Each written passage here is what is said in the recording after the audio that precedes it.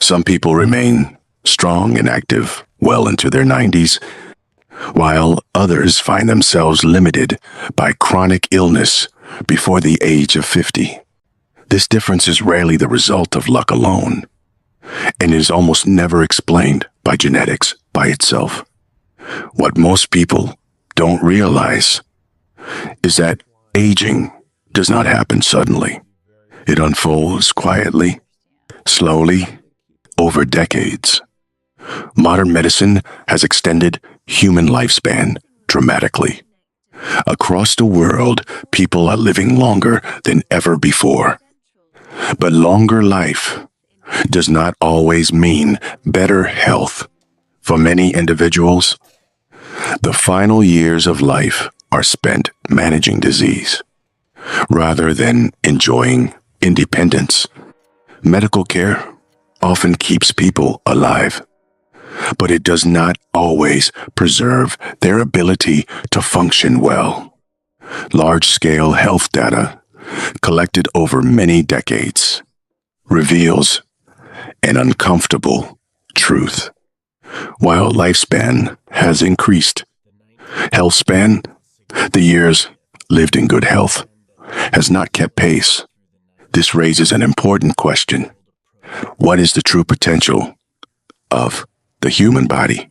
Physician Peter Attia, trained at Stanford and Oxford, has spent more than 20 years studying how humans age. His conclusion challenges the foundations of modern healthcare. The problem, he argues, is not a lack of effort or technology. It is that medicine intervenes too late.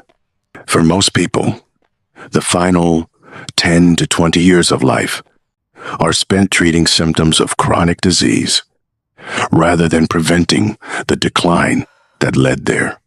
This leads to a deeper realization. The human lifespan is not naturally capped at 80 years.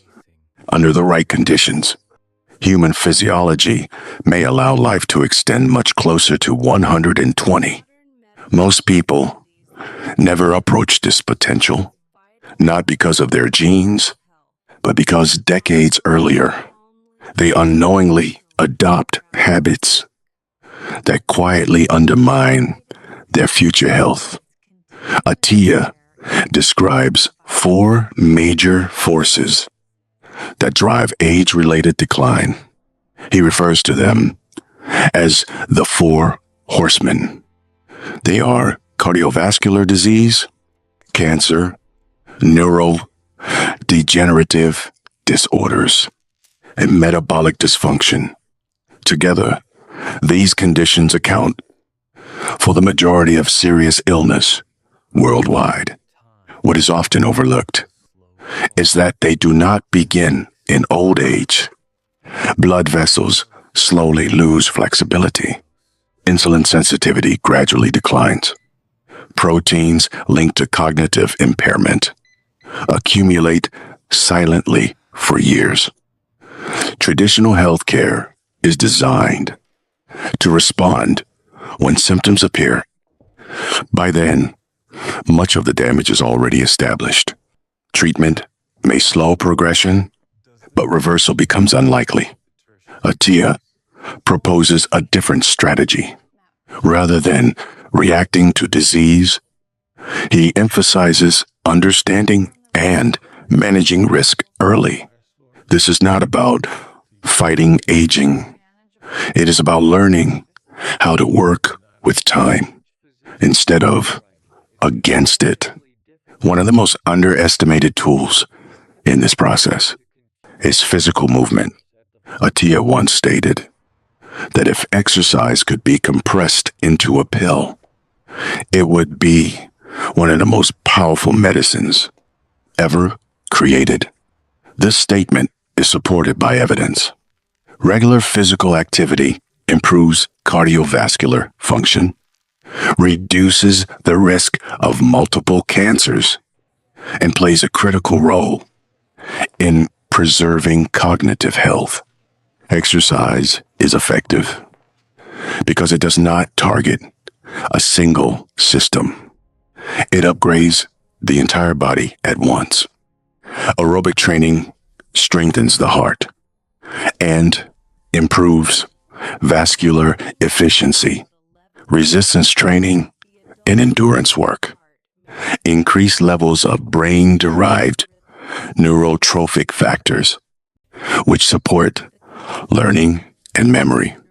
Exercise also influences hormonal balance and immune function, creating an internal environment that is less favorable for disease. Movement, then, is not about appearance or performance. It is about long-term survival and independence. Closely connected to movement is a factor that is often overlooked: muscle. Beginning around the age of 30, muscle mass declines steadily unless it is actively maintained. Without resistance training, individuals may lose 5 to 10% of muscle each decade. By the age of 70, nearly half of one's muscle reserve may already be gone. Muscle is far more than strength. It is a form of biological savings. From a metabolic perspective, muscle is the body's primary site for glucose disposal. It plays a central role in regulating blood sugar and insulin sensitivity. As muscle declines, metabolic stability weakens. From a safety standpoint, muscle and coordination serve as the first line of defense against falls. And when falls occur, muscle acts as a protective buffer, reducing the risk of severe injury. During illness or stress, muscle also provides essential energy reserves, supporting survival when the body is under strain. Metabolic health, more than body weight, determines long-term outcomes.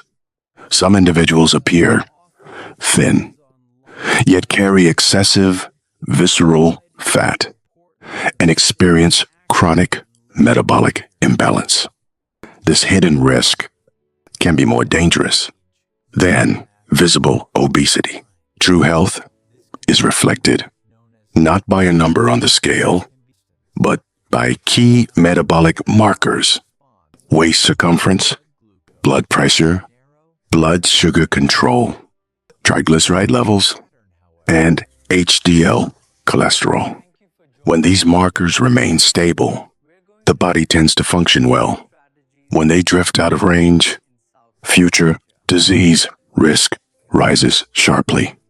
Nutrition plays a role in this process, but not in the way most people expect. There is no single diet that works for everyone. Human metabolism is highly individual. Some people respond poorly to carbohydrates. Others struggle with fat metabolism. The goal is not to follow trends, but to understand how your own body responds. Protein intake must be sufficient to preserve muscle. Energy balance must be managed intelligently, not through chronic deprivation. Dietary choices should reflect individual goals, activity levels, and metabolic health. Fasting is often misunderstood. Its primary value is not weight loss. Periods without food activate cellular repair mechanisms through a process known as autophagy. Damaged components are cleared away, making room for renewal. Sleep, however, may be the most undervalued factor of all. Even a single night of severe sleep deprivation can significantly impair insulin sensitivity. Over time, chronic sleep loss accelerates metabolic dysfunction and cognitive decline. During deep sleep, the brain clears waste products that accumulate during waking hours. Without sufficient sleep, this critical maintenance process falters. Stress also plays a complex role. Complete absence of challenge is not protective. Moderate, intentional stress, such as exercise, fasting, or cold exposure, triggers adaptive responses that strengthen resilience. The true danger lies not in stress itself, but in a life without stimulus or recovery. There is no universal formula for longevity, only individualized strategies. As Attia emphasizes, living longer is not the ultimate goal. Living well is. If the final decades of life are spent dependent and unwell, longevity loses its meaning. True longevity means preserving function, dignity, and independence for as long as possible. Health is not something to postpone. Small choices made today shape decades to come.